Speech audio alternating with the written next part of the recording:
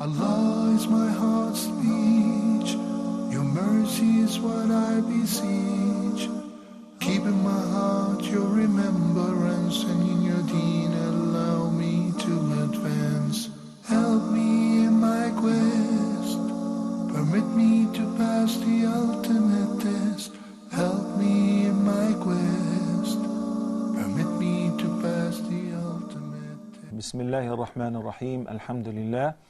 والصلاة والسلام على نبيه ومصطفى سيدنا محمد وعلى آله وصحبه ومن والاه. Dear viewers everywhere, welcome to a new edition of Ask Huda. Our contact informations beginning with the phone numbers, area code 002-0238-555-248 or 249. The email address is ask@huda.tv, and the Facebook page is www.facebook.com/msalah official. Barakallahu feekum. We have just a couple of pending questions. The first was from Sister Asia from the KSA. She says, what does the word salawat and salam mean? Can we send the peace and the blessings on dead people other than the Prophet sallallahu alaihi wasallam?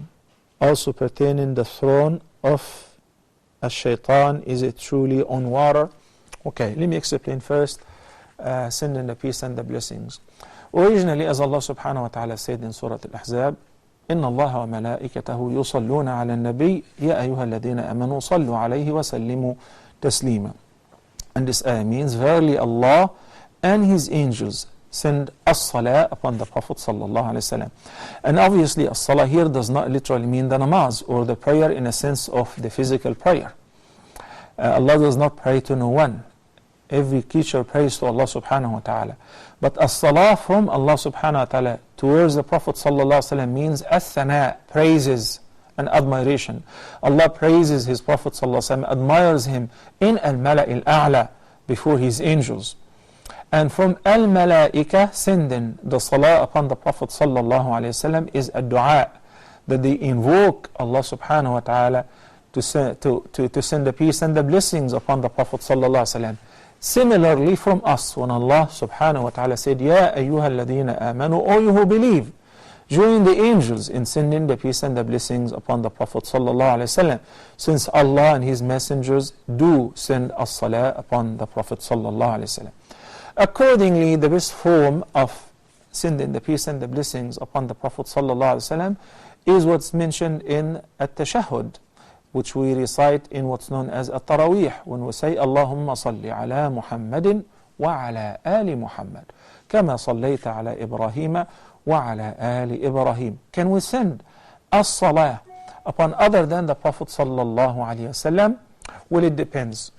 Because if you believe that all the believers are worthy of sending the peace and the blessings upon them, since we say وَعَلَى آلِ Muhammad, and since Allah subhanahu wa ta'ala said in Surah At-Tawbah, خُذْ مِنْ أَمْوَالِهِمْ صَدَقَةً تُطَهِّرُهُمْ وَتُزَكِّيهِمْ بِهَا وَصَلِّ عَلَيْهِمْ إِنَّ صَلَاتَكَ سَكَنٌ لَهُمْ.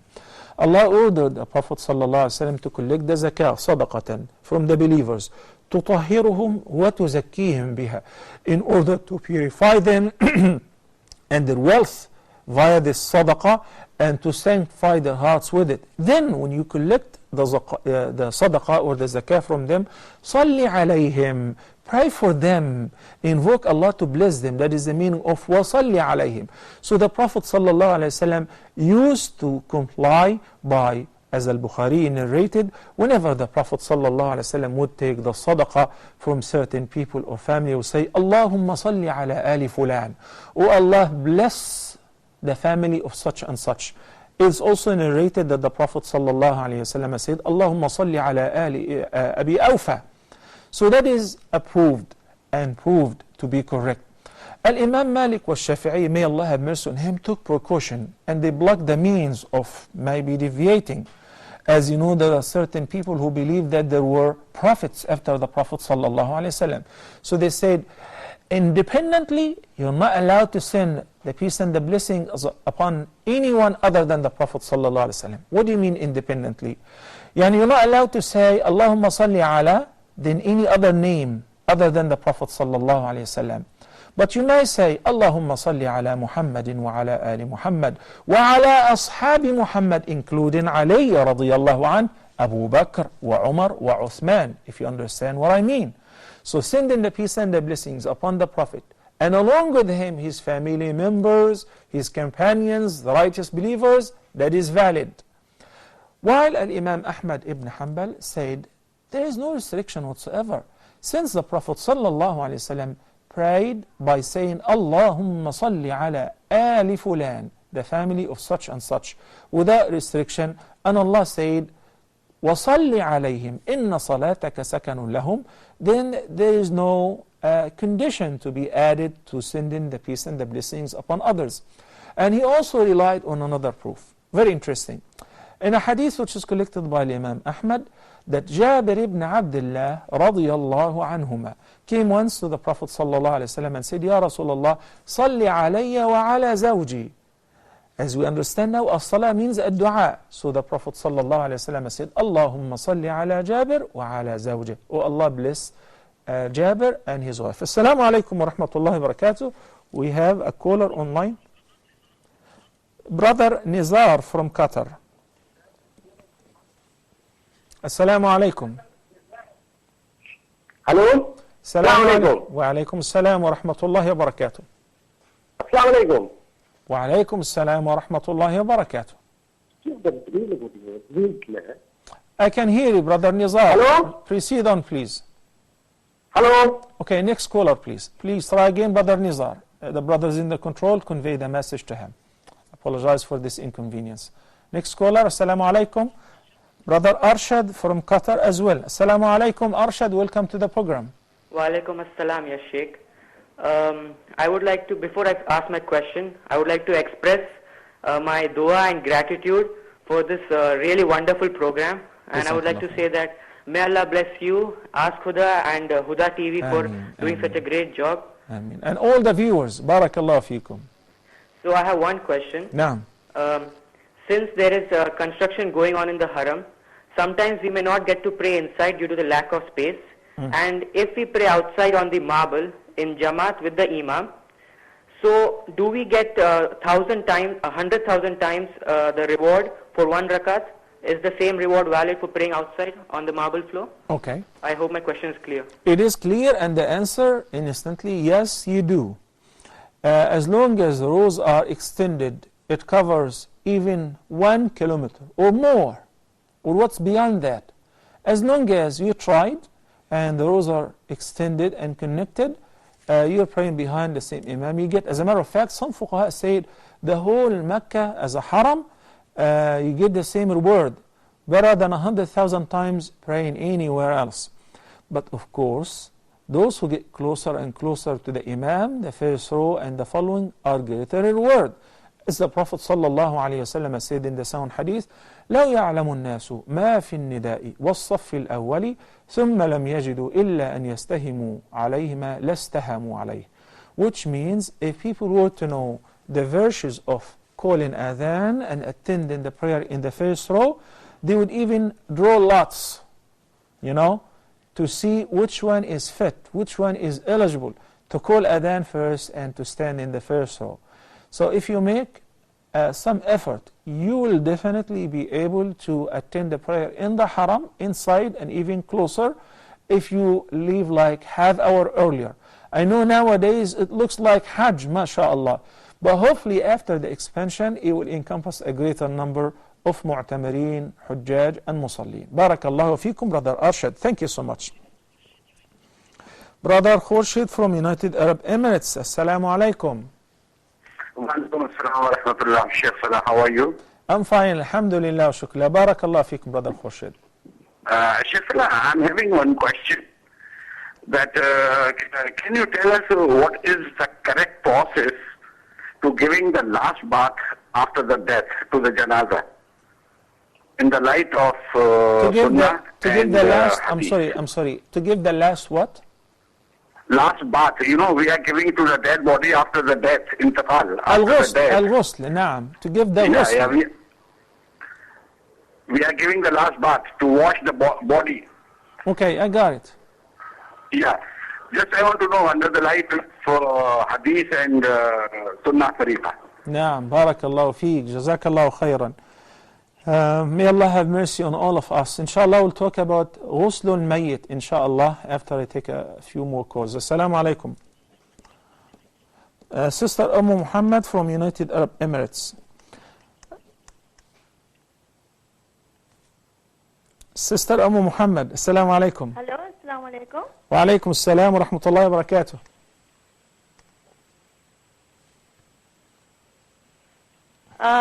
Dr. Sheikh Salah, I have two questions. Please.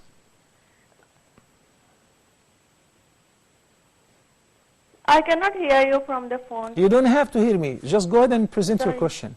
I cannot hear you. Can the brothers convey the message? Okay, Sheikh Salah, my first question is machine slaughtered chicken or any other animal halal? I didn't get the question, I'm sorry. And my second question is, can someone who is fasting can take insulin injection? Okay, you're talking about injection while fasting. Is it IV or intramuscular? What kind of injection? Please convey the message to her. Sorry, I cannot hear you from the telephone. Oh, okay, the Sorry, control, okay, please convey the answer me message. later. Okay, thank you. Okay, thank you. Sister Nashwa from Egypt. Assalamu alaikum. Wa alaikum assalam wa rahmatullahi wa barakatuh. Sheikh, I want to ask about the degree of efficiency that's considered when a family choose a husband for their daughter. I mean, is efficiency considered in religious side only, or there are other sides that should be considered, such as social position of the daughter's family or the family's reputation, and so on? Okay, Okay. got it. Assalamu alaikum. Wa alaikum salam, Sister Nashwa. Thank you so much. Okay, Brother Khurshid, Ghusl al-Mayyit, or the last bath to the deceased, is also another beautiful thing that Islam shows us and it teaches us. Number one, we have to understand that Islam honors the human being while alive and after death. So the Prophet ﷺ taught us that we should give ghusl to the dead person the same way he or she would perform ghusl if they were alive. But of course, after death, there are certain things which you have to keep in mind. There is not the possibility of controlling the process of execution anymore. These orifices do not have these muscles and nerves to control them. So there is a possibility of excreting, whether urination, defecation, uncontrollable. And that's why prior to this process, the mughassil, whether it's he or she, have to make certain that they would set the person and press lightly against their stomach, gradually from up and down, until they make sure that they emptied their stomach. And they try that a couple of times until they make sure that the person have emptied whatever is in their bowel. Or at least they will protect the person from excreting afterward. Then we'll begin by washing the right side, then the left side, and we'll perform wudu similar to what we used to wudu in this life. Make sure that the water, has to be neither cold nor extremely hot. Mild water, that if the person is taking a bath, will take a bath with. Because the dead person, yata'adha, he feels whatever the live person would feel, whether it's extremely hot or cold. So we'll take it easy on that person. We'll treat him like if he is still alive. Of course, he's dead, I'm confirming. Then afterward, make sure that the hair is washed thoroughly, the water have reached the roots of the hair, and we wash the entire body. If we can do that twice, that would be great. It's also recommended to mix some fragrance with the water the last time we spray or spread or mix the water with fragrance or atr or tib or musk, so that the dead body would enter the grave while smelling nice. Then of course we wrap the dead body with the coffin. Keep in mind that the person who does the ghusl should be an honest and a trustworthy person. So if he sees anything in the aura of the dead person or any sign that is, offending, he would not talk about it. But if he were to see some of the good signs like a bright face or a smile, he would share that with the family members and with the people as a sign of a glad tiding. But if he sees otherwise, he shouldn't say, it was very heavy, it was very fat, offensive smell, I saw the face was very dark. Don't talk about that, because it would not benefit nor harm the dead. Rather, it would offend the family and increase their pain and sorrow. That's why the very important condition is the amana, and the person has to be professional. He knows what he's doing, so he would treat the dead person with comfort. When it comes to the awrah, he has to wear gloves or wrap the cloth around his or her hand, and we should not touch the private of the dead person barehanded. Of course, it is permissible for one of the spouses to wash the deceased of his or her spouse. Unlike what many people think. They think that once the person is dead, his spouse or her spouse cannot touch them because they're separated. This is fake and baseless.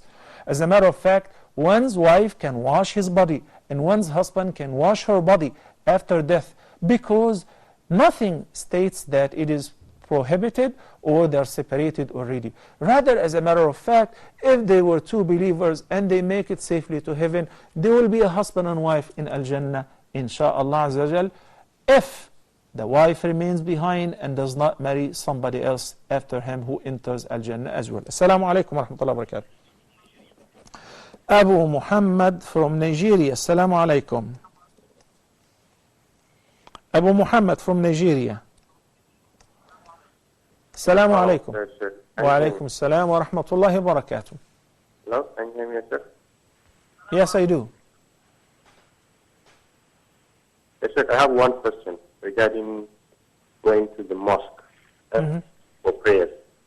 I had a sheikh say that the first people that will be going to inside Al-Jannah, they'll have faces as bright as sun or as the moon, because of performing ablution before the time for prayers, or going to the mosque before time for prayer. I don't know. Can you please shed some light on this? Okay, inshallah Azza wa Jal. Barakallahu feekum.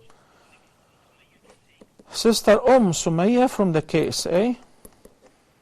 Yes. Assalamu alaikum, Sheikh. Wa alaikum assalam wa rahmatullahi wa barakatuh. Yes, I have two questions. One is it suggestible to fix the date of operation for delivery on full moon days, or should be preponed or postponed according to Quran and Sunnah? What kind of operation you mean? Delivery operation. It is not a normal delivery. It is operation, cesarean C-section. operation. The doctor has asked us to give the dates. So it is suggestible for the delivery on full moon days, or it should be preponed or postponed according to Quran and Sunnah. I want to know. According to Quran and second Sunnah, I mean, do you have any reference that says that the delivery should be on a specific day or date? Yeah, delivery. If we are doing the operation, we can fix these dates or not, full moon, on full moon days. I understand that it is your choice, but is there a reference that shows that you have to do it, or it's preferable to do it on a full moon day or night? Yeah. Yeah. Yeah? Is there a reference? Yeah, whether the operation to be fixed on full moon days or not. I will comment on that, inshallah. It seems like he cannot hear me. I will answer you, inshallah. Sister Samira from United Arab Emirates. Assalamu alaikum, Sister Samira. Welcome to the program. Okay, please try again. Thank you, Sister Samira. No problem. Sister Nashwa just asked a very important question. What kind of efficiency that is required for the groom or the man who is proposing to a girl? And what are the means of accepting such proposal? And the minimum requirement or the conditions? which if the person has, for instance, the wali or the guardian should not refuse. Okay, in fact, there is a hadith in this regard, in which the Prophet ﷺ said, إِذَا جَاءَكُم مَّن تَرْضَوْنَ دِينَهُ وَأَمَانَتَهُ فَزَوِّجُوهُ. So the efficiency consists of two factors: the religious commitment, ad-deen, and the akhlaq, which is the amana. Why didn't we put them together like deen? Because, the deen requires the amana, true. But the deen, sometimes you see people going to the masjid back and forth, and this is not sufficient indication that the person is well-mannered. It is supposed to be this way, but it's not sufficient. Umar ibn al-Khattab radiyallahu anh objected to the recommendation of one person who's saying to another that this guy is good and you can do business with him and so on. He said, do you know him? He said, yes. He said, did you travel with him? No. Did you do business with him? He said, no.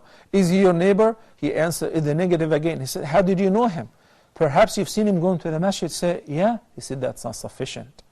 Dealing with people in practical life, in business, would explore their akhlaq, their amana, their patience, their tolerance, and so on. So the Prophet ﷺ said, if you know that this person's akhlaq and religious commitment are great, are good, on the standard, then فَزَوِّجُوهُ. When the Prophet ﷺ addressed the youth, men particularly, by saying, يا معشر الشباب من استطاع منكم الباءة فليتزوج. Whoever amongst you possesses the ba'ah, let him get married as soon as possible. Al-ba'ah consists of two factors: the financial capability and the ability to share bed with a woman, both. So if the person is able to start a family life and support himself and his spouse by reasonable means, according to an average level, that you would not take a princess or a woman who's living in a very high standard and ask her to sleep on the floor, or make her live a very humble life she's not used to it, because normally that would not last. Normally, there are some special and odd cases, but normally that would not last. That's why, add to that the person is capable to support a family, akhlaq, deen, and is able to provide the average livelihood to the girl. Sometimes the parents look for their daughter for a person who is the richest, has special qualifications, they're all pertaining to the dunya, even if he is shaved clean, even if he doesn't even pray. Well, he's a big-time banker. He is the vice president of the bank. Wow, this is not good at all. If you think this is good, he has a flat in this tower and he has a BMW. All of that is nothing. As a matter of fact, it may be a curse because his earning is from haram. In Surah An-Nur, and this ayah is very lovely. This ayah, brothers and sisters, is amazing. Allah subhanahu wa ta'ala says, وَأَنْكِحُوا الْأَيَامَ مِنْكُمْ وَالصَّالِحِينَ مِنْ عِبَادِكُمْ وَإِمَائِكُمْ إن يكونوا فقراء يغنيهم الله من فضله والله واسع عليم. إن يكونوا فقراء. Let me tell you the meaning of the ayah. Allah subhanahu wa ta'ala promises. This is a covenant that Allah took upon himself. He said, أنكحوا الأيام منكم. Let the bachelors, the singles, boys and girls amongst you get married and assist them to get married. Encourage them to get married. But they're poor. He doesn't have a flat on his own. Okay, can he rent one? Can he rent one bedroom apartment? Yeah, but he doesn't own it. It doesn't matter. Why? إن يكونوا فقراء. Even if they are poor, Allah promises, يغنيهم الله من فضله. Allah will enrichen them, will make them rich, will suffice for their needs out of His bounty. And He did not say insha. He did not say God willing, which means this is a guarantee from Allah subhanahu wa ta'ala. Every newly married couple, if they are poor, Allah subhanahu wa ta'ala will suffice for their needs and will open for them the doors of rizq, and Allah is sufficient for all the needs of His servant. I compare this to another ayah in Surah At-Tawbah, in which Allah subhanahu wa ta'ala says, يا أيها الذين آمنوا إنما المشركون نجس فلا يقربوا المسجد الحرام بعد عامهم هذا وإن خفتم عيلة فسوف يغنيكم الله من فضله إن شاء. إن شاء. There is a catch. He said to the Meccans, when he revealed to them, when Muslims conquered Mecca, before that, the pagans had many idols, 360 idols, big and little. They would come and perform Hajj and do tawaf naked around the Kaaba and do their filthy practices. So Mecca survived on tourism. Like some Muslim countries today, they survive on evil tourism. They open their beaches for nudity and for, for all the filth. And they serve wine, alcohol, prostitution, everything. Why? Because this is good for the economy from their view or point of view. Allah subhanahu wa ta'ala said to the Meccans, don't. Mecca is a haram, is a sacred place. So, إِنَّمَا الْمُشْرِكُونَ نَجَسٌ. The disbelievers are impure morally. فَلَا يَقْرَبُوا الْمَسْجِدَ الْحَرَامَ بَعْدَ عَامِهِمْ هَذَا. Let them not go near Al-Haram after this year. This is it.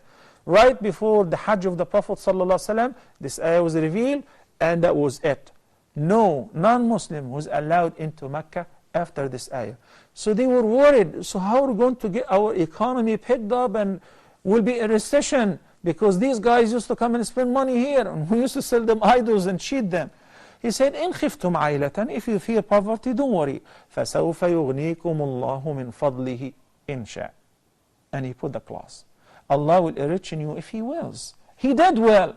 But look at the comparison between the two ayat. In the case of marriage, especially for the poor people, He said, Allah will enrichen them out of His bounty. And He didn't say insha. No conditions. No questions asked. Versus the other ayah said, فَسَوْفَ يُغْنِيكُمُ اللَّهُ مِنْ فَضْلِهِ إِنْ شَاءَ. We need to put our trust in Allah subhanahu wa ta'ala. We'll continue after the break, inshaAllah. Please stay tuned.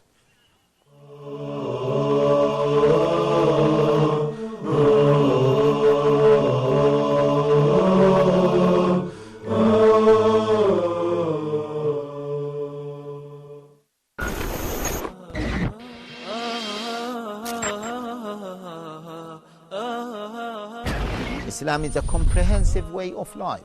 It deals with everything. The Prophet ﷺ wanted to empower people, and he wanted them to feel the responsibility, not just to rely on the state. The companions radiallahu ta'ala anhum, and in particular Abu Bakr, Umar, Uthman, Ali, in the beginning they were not pleased and they were not proud to become the Khalifa. These days we see the candidates running to become the emirs. Islamic State has to provide all inhabitants with the basic needs. It has to fulfill their basic needs. One of the main foundations of the Islamic State is to establish justice.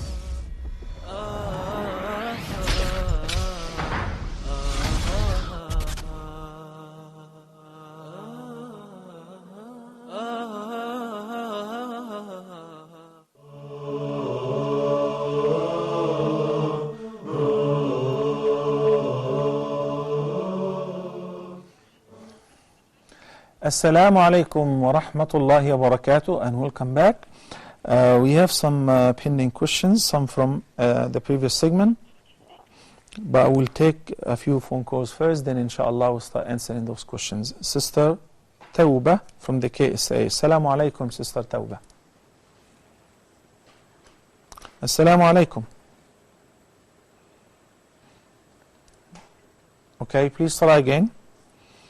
Abu Muhammad from Nigeria inquired about a hadith, أول زمرة يدخلون الجنة. Yes, in fact, this hadith is a sound hadith, and it is narrated by Abu Hurairah radiyallahu anh, and he said in this hadith that the Prophet sallallahu alayhi wa sallam said, إن أول زمرة تدخل الجنة على صورة القمر ليلة البدر. الزمرة is the group or the jama'ah, That's why there is a whole surah called Surah Az-Zumar, the jama'at, the groups. It will be said to Ahl Jannah, وَسِيقَ الَّذِينَ اتَّقَوْا رَبَّهُم. It will be given a group of those who feared Allah subhanahu wa ta'ala. They were driven or they led to Al-Jannah Zumara, in groups. So the first group who will enter Al-Jannah, as Allah subhanahu wa ta'ala said, have been explained in this hadith, which is narrated by Abu Huraira. وُجُوهُهُمْ, their faces will be shiny of light, will be as bright as Al-Qamar Laylat Al-Badr. Al-Badr is the moon on a full moon night, very bright. So their faces will be as beautiful as the moon on a full moon night. Then he said, sallallahu alayhi wa sallam, وَالَّتِي تَلِيهَا عَلَىٰ أَضْوَإِ كَوْكَبٍ دُرِّي. And so people will enter Al-Jannah, Zumara, groups after groups. Who will enter first? Those whose faces will be as bright as the moon on a full moon night. Then the second, their faces will be as bright as a bright planet or kawkab, galaxy, on shining at night, and so on. This is what the Prophet ﷺ said. You have mentioned also the relationship between this and attending the Salah in Jama'ah. As I understood, there is another hadith in which the Prophet ﷺ said, بَشِّرِ الْمَشَّائِينَ فِي الظُّلَمِ بِالنُّورِ التَّامِ يَوْمَ الْقِيَامَةِ. Bashir, give the glad tidings to those who walk frequently in the darkness, in the early morning for the Fajr prayer, and late in the evening for Isha prayer, whenever it is dark naturally, before sunrise and after sunset. Bashirhum, give them the good news, bin nur tam, with the perfect light on the day of judgment. Add to that, they will be given this light on the Sirat as well. Their light will be running forward before them in order to show them the safe path and cross it safely.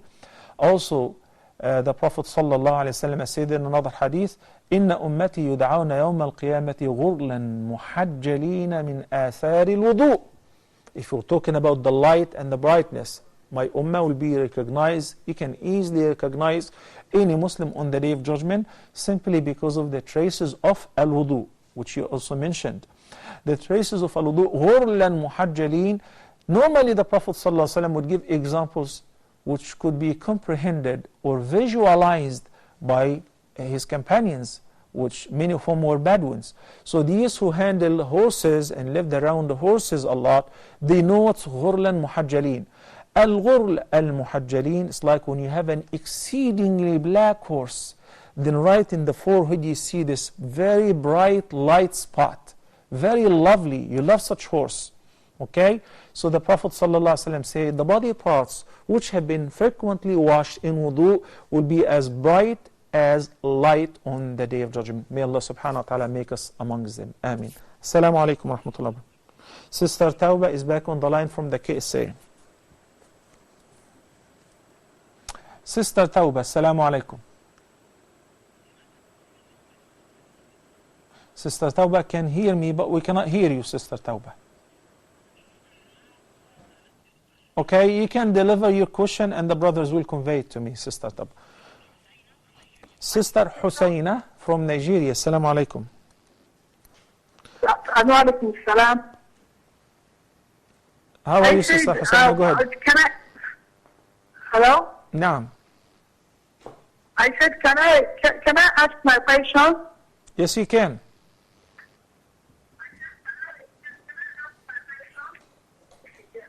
Please, I have 4 questions to ask. Proceed on, Sister Husayna, and mute your TV set, please. You have 4 questions that will take to the end of the program. Naam? It's not going to work this way. Okay. Please tell the sister to mute her TV set. The first question is that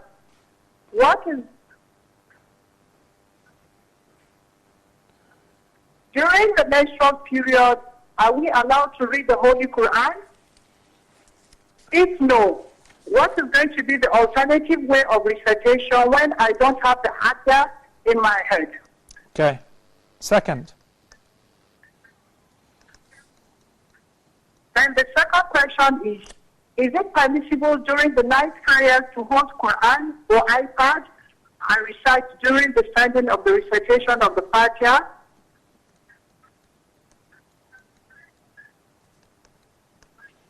Third. And the third question is, if you go to do your ritual bath for Janaba and you observe that you start to see your menstrual cycle, what's going to be your state of purity?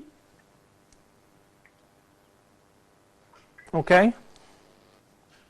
Then the fourth one is that if you have a case of gas, frequent gas in your stomach, and you frequently have to perform ablutions, what's going to be your state of salah, and particularly if you are the type that pray at night lengthily, and then you pass out air so frequently? Okay.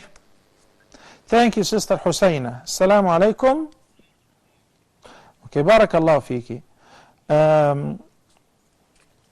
I want to go back to Sister Nashwa's question from Egypt pertaining the efficiency of the proposing husband and the wali. In the hadith which I mentioned earlier, إِذَا جَاءَكُم مَّن تَرْضَوْنَ دِينَهُ وَأَمَانَتَهُ فَزَوِّجُوهُ. So it is not an option.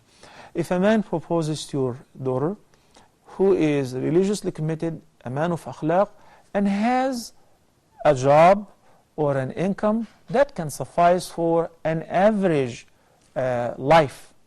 Do not hesitate to accept this proposal. Obviously, the call is for the girl. So if the girl is happy and she agrees, then what's needed is the consent of the wali. The wali should not be stubborn and should say, no, I'm waiting for Mr. Right, for this millionaire or the person who can make her live in a very high standard and so on. Because according to the Prophet ﷺ statement, إِلَّا تَفْعَلُوا, if you do not comply with this advice, تَكُنْ فِتْنَةٌ فِي الْأَرْضِ وَفَسَادٌ عَظِيمٌ. That would lead to a big corruption on earth and great mischief. And we're seeing this. Some parents who demand, were very demanding, they demand that you have to pay like half kilogram of gold. And similar to that, to the mother-in-law. I'm marrying your daughter, not you. Why do I have to pay the mother-in-law as well? We hear very strange things. So the girl is sitting there like an antique. She becomes 35 and 40, and main thing, we have to get Mr. Right. Keep waiting for Mr. Right. The Prophet ﷺ said, if you do not make it easy, he said, subhanallah, أكثرهن بركة أيسرهن صداقا. The most blessed marriage and wife is the one who has an easy sadaq, which is the dowry. Take it easy on the youth, especially in the beginning of their life. In this time, in this time where it's very hard to find a job, very hard to make a decent earning. Rather, if you have the means to assist them, do not hesitate to assist them. Subhanallah, there was a couple of days ago a course in Dubai which I enjoyed so much. Enjoyed my visit to the brothers and sisters there. I enjoyed being with them and discussing this matter. And I shared with them the story of Sa'id ibn al-Musayyib radiyallahu anh, the master of at-Tabi'een, whom the Khalifa proposed to his daughter. He wanted his own son to marry Sa'id ibn al-Musayyib's daughter, and he refused. Everybody was shocked, because everybody would like the Khalifa to marry his daughter or his son, because she's going to be the first lady in a year or so. Rather, he refused. Then all of a sudden, he found one of his students who was unmarried because he could not afford marriage. He said, why don't you get married? He said, I cannot afford it. He said, would you marry my daughter? And he had spoken earlier to his daughter, Sa'id ibn Musayyib, and she agreed. So he gave him his daughter in marriage, and he refused the proposal of the son of the Khalifa. Because he's a smart person. He's looking not for just this temporary and short or brief life, rather he's looking at the bigger picture. A person who would protect his wife, if he loves her, he would honor her. If he disagrees with her, at least he's not going to humiliate her or disgrace her. He's going to respect her, and they together assist each other in order to be a couple in heaven too. Decision is very hard, especially with the worldly temptations. But the Prophet ﷺ made it very easy for us. He said, focus on this.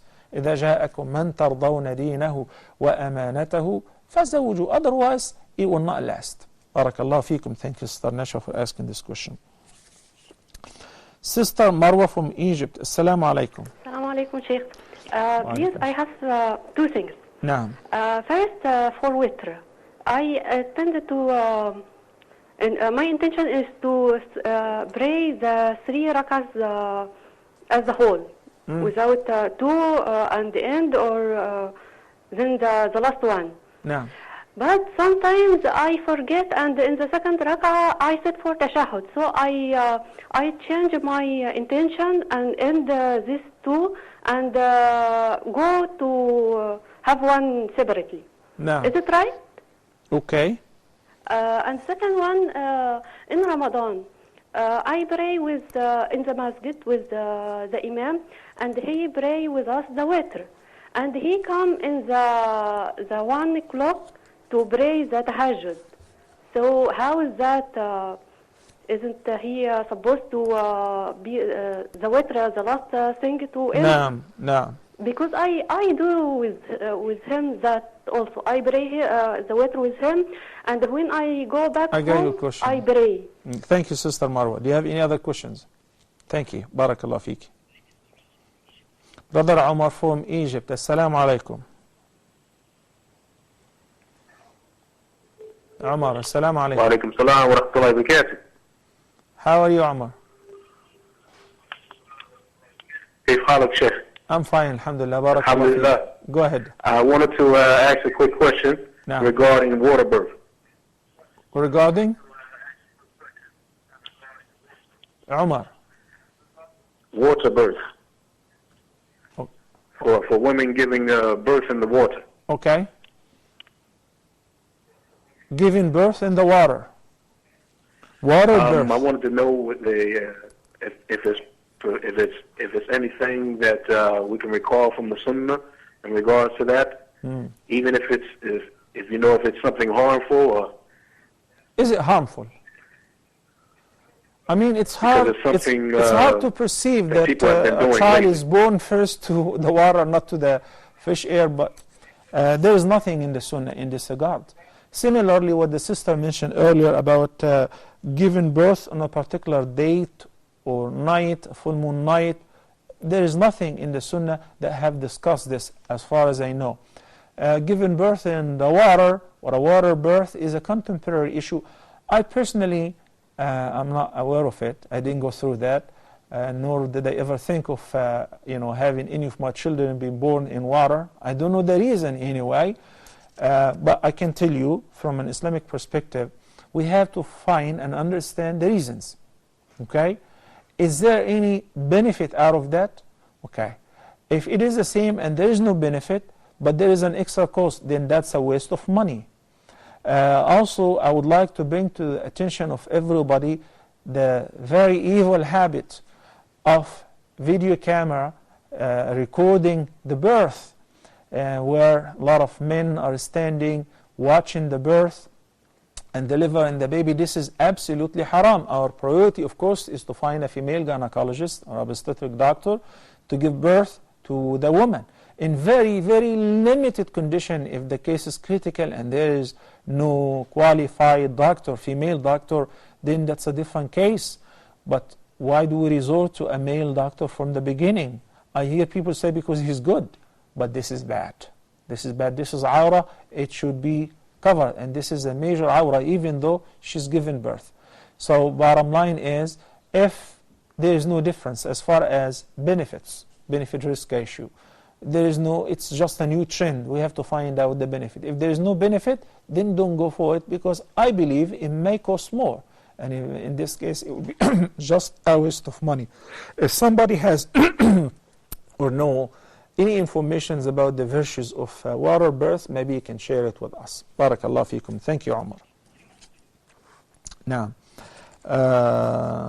Sister Husna, reading Quran during the menses, if you happen to be revising your regular sabaq or memorizing or teaching or learning, there is no problem, provided don't touch the Quran with bare hands. Wear gloves or flip the pages using a pen, a pencil, an eraser of a pencil. That doesn't apply to the digital devices because these are images. This is not the book of the Quran. And that will take us to answer her second question, which is reading from the iPad or iPhone or whatever device while reciting in the night prayer. Is it valid? Yes, 100% valid according to the vast majority of the scholars, especially if you do not memorize many parts of the Quran. And as a matter of fact, it's lighter as far as flipping the pages is easier than carrying the Quran. The mother of the believers, Aisha radiallahu anha, used to pray behind Zakwan, who was her servant, and he would read from the Quran. He was not memorized into Quran. This is exclusively, of course, for the nafl prayer. If a person is experiencing passing wind on regular basis, uncontrollable, similar to a case which we call it salasul bawl, or urine incontinence, what should they do with regards to the wudu? You do wudu for one prayer after the adhan has been called, and you pray with this wudu the current prayer and all the nawafil, whether before or after, if you cannot control the wind or the gases or the urine as a medical condition. You cannot control it. Every time you go to the bathroom and make wudu, you come back and you break wind. So if it is not controlled, then one wudu will be sufficient or valid for one prayer with all the relating nawafil, provided that the wudu should be made after the time has entered of the current prayer or the adhan has been called. We ran out of time. Inshallah, begin by answering Sister Marwa's question next time. Until then, brothers and sisters, I leave you in the care of Allah. أقول قولي هذا وأستغفر الله لي ولكم وصلى الله على نبينا محمد وعلى آله وصحبه وسلم والسلام عليكم ورحمة الله وبركاته. Allah is my heart's speech. Your mercy is what I beseech. Keep in my heart your remembrance, and in your deen allow me to advance. Help me in my quest, permit me to pass the ultimate test. Help me in my quest, permit me to pass the ultimate